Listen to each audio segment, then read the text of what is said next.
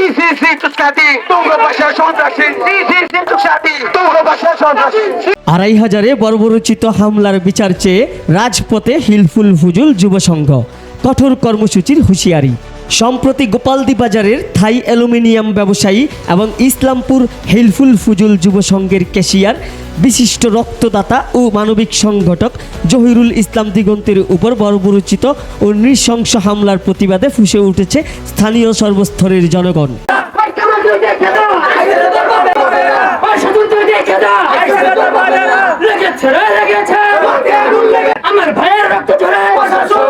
গত 23 জুন 2026 ইংরেজ মঙ্গলবার বিকেলে 2500-এর গোপালদিতে সন্ত্রাসীদের দ্রুত গ্রেফতার ও দৃষ্টান্তমূলক শাস্তির দাবিতে এক বিশাল বিক্ষোভ মিছিল ও মানববন্ধন কর্মসূচি অনুষ্ঠিত হয়েছে। উক্ত কর্মসূচিতে ইসলামপুর গ্রামের সর্বস্তরের জনগণের সৌজন্যে আয়োজিত এই প্রতিবাদী মিছিলটি বিকেল 4:20 গোপালদি বাসস্ট্যান্ড থেকে শুরু হয়।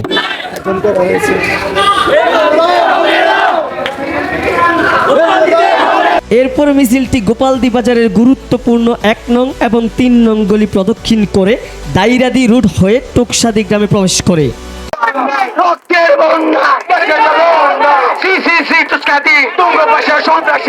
পরবর্তীতে টোকসাদি গ্রাম ঘুরে মিছিলটি পুনরায় গোপালদি বাসস্ট্যান্ডে এসে বিকেল 5:23 এক সংক্ষিপ্ত সমাবেশের মাধ্যমে শেষ হয়।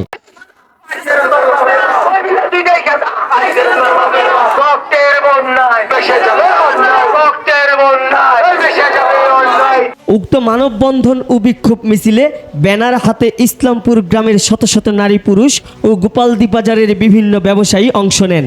ব্যানারে হামলার শিকার জহিরুল ইসলাম দিগন্ত, ফারুক, আলমগীর সহ আহতদের ক্ষতবিক্ষত রক্তাক্ত ছবি এবং হামলাকারী সন্ত্রাসী ছবি দিয়ে ফাঁসির দাবি জানানো হয়।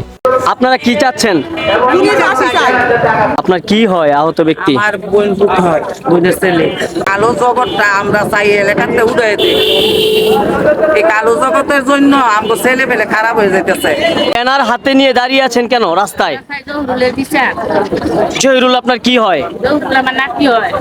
ওনাদের একটা সন্তান মুক্ত চাই আর এই নিশা জগতে লুটকে যায়।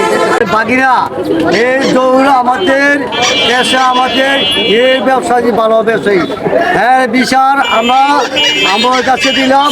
আমাদের জহিরুল ইসলাম বিচারকে আমাদের বিচার সুষ্ঠু মতন করতে হবে। বিক্ষোভ মিছিল শেষে আয়োজিত সমাবেশে ইসলামপুর হিলফুল ফুজুল যুব সংগঠনের বিভিন্ন স্থানীয় গণ্যমান্য ব্যক্তিবর্গ বক্তব্য রাখেন। সংগঠনের সভাপতি জাকির হোসেন মাস্টার তার বক্তব্যে বলেন, জহিরুল গোপালদি বাজারের যতগুলো ব্যবসা আছে থাই গ্লাসের, এর মধ্যে জহিরুল অন্যতম। ছেলে হিসাবে অনেক ভালো, আমার অত্যন্ত আদরের ভাগিনা। এই ভাগিনার জন্য আমি একটা কথাই বলবো, ভাগিনার জন্য পরিশেষে সবার কাছে দোয়া কামনা। উক্ত সংগঠনের সিনিয়র সহ সভাপতি আমিন মিয়া বলেন, আসসালামু আলাইকুম ওয়া রাহমাতুল্লাহ। যে ঘটনাটা ঘটেছে যে ছেলেটির সাথে, আসলে উনি অত্যন্ত ভালো ছেলে, কারণ উনি অনেক ভদ্র নম্র। গোপালদি ইসলামপুর অত্র এলাকার ভিতরে অর্থাৎ গোপালদি পৌরসভার ভিতরে ওনারা কেউ বলতে পারবে না ছেলেটা খারাপ।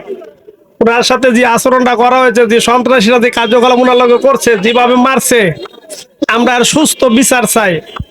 এবং আমাদের নারায়ণগঞ্জ 2 আসনের মাননীয় সংসদ সদস্য নজরুল ইসলাম আজাদ ভাইয়ের কাছে এটা আমাদের ইসলামপুরের পক্ষ থেকে জোরালো আবেদন, উনি যেন এটা সঠিক বিচারটা আমাদের করে দেয়।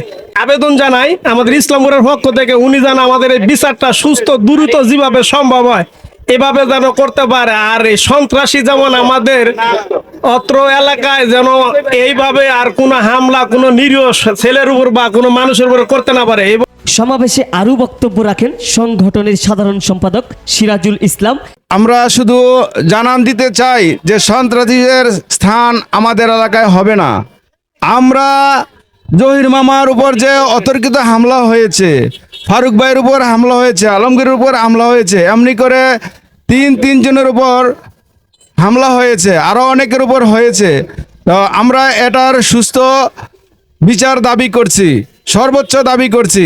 এবং প্রশাসনের উপর আমার আকুল আবেদন বিনীতভাবে অনুরোধ করছি আমার এই আড়াইহাজার থানা মাননীয় সংসদ সদস্য জনাব নজরুল ইসলাম আজাদ ভাইয়ের নিকট আমার আবেদন থাকবে যেন এই জহিরুলের উপর যে অতর্কিত বর্বরচিত হামলা হয়েছে এটা সুষ্ঠু বিচার যেন আমরা পাই। সমাবেশে আরও বক্তব্য রাখেন সহকারী ক্যাশিয়ার ফাহিম হুসাইন। ইসলামপুর নিবাসী, আপনারা সকলে অবগত যে আমাদের কৃতি সন্তান মোহাম্মদ জহিরুল ইসলাম দিগন্ত ভাইকে সন্ত্রাসীরা নৃশংস হামলা এবং আঘাত করে ওনাকে আইসিইউতে ভর্তি অবস্থায় রাখছে।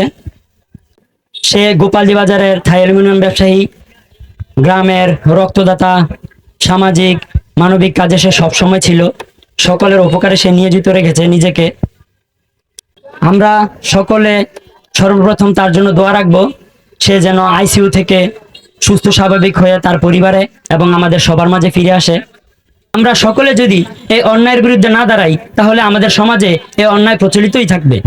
আমি বিনীতভাবে প্রশাসনের দৃষ্টি আকর্ষণ করছি, প্রশাসন যেন আমার ভাইয়ের রক্তের দাবি এবং আমার ভাইয়ের সেই সঠিক বিচার তারা করে দেয়। এবং আমি গোপালদি পৌরবাসীকে নিয়ে, আমার মুরব্বীগণদেরকে নিয়ে আমি প্রশাসনকে 24 ঘন্টার আলটিমেটাম দিচ্ছি, তারা যেন আমার ভাইয়ের সঠিক বিচার 24 ঘন্টার মধ্যে করে দেয়। আমি মাননীয় প্রধানমন্ত্রী মোহাম্মদ তারেক রহমান এবং আমাদের নারায়ণগঞ্জ 2 আসনের এমপি মহোদয় নজরুল ইসলাম আজাদ ভাইয়ের প্রতি দৃষ্টি আকর্ষণ রাখছি। আপনি আমাদের বিষয়টি দেখবেন। আমাদের ভাইয়ের উপর যে অত্যাচার হয়েছে সেই অত্যাচারের বিচার আপনি নিজ দায়িত্বে, নিজ হাতে প্রশাসনের আইন মেনে আপনি করে দিবেন ইনশাআল্লাহ। 24 ঘন্টার আলটিমেটাম দিছে, এই বিচার যেন 24 ঘন্টার মধ্যে হয়। কিন্তু আমার বিশ্বাস এই বিচার যত তাড়াতাড়ি শেষ হবে তত তাড়াতাড়ি শুধু আপনাদের না, এদের না, জনগণের সবার এবং আপনাদের গ্রামের অর্থ এলাকার মুক্ত হবে। উক্ত কর্মসূচিতে বক্তারা অনতিবিলম্বে ঘটনার সুষ্ঠু তদন্ত ও অপরাধীদের দ্রুত বিচার ট্রাইব্যুনালের মাধ্যমে দৃষ্টান্তমূলক শাস্তি নিশ্চিত করার জন্য প্রশাসনের প্রতি জোর দাবি জানান।